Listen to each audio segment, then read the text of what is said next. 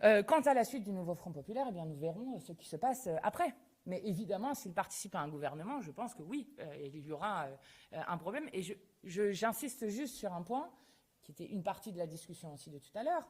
Nous ne savons pas encore quel Premier ministre va être nommé, puis quel gouvernement va ensuite être nommé ensuite.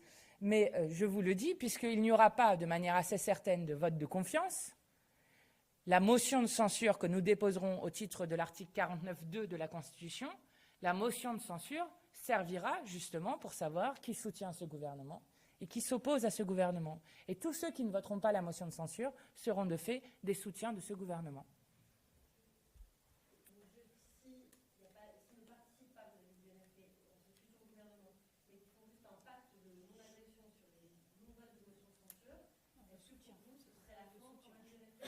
Mais écoutez, un pacte de non-censure, ça s'appelle soutenir un gouvernement.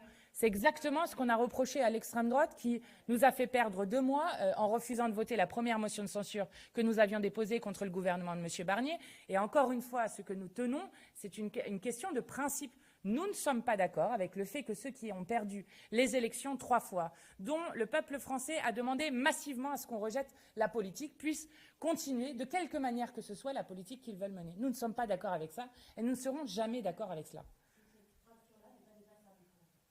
Mais nous verrons ce qu'ils feront les uns et les autres. Mais ce que nous disons à la France insoumise, c'est que nous ne trahirons pas le programme, nous ne braderons pas la promesse qui a été faite aux électrices et aux électeurs pour des postes. Voilà ce que nous disons.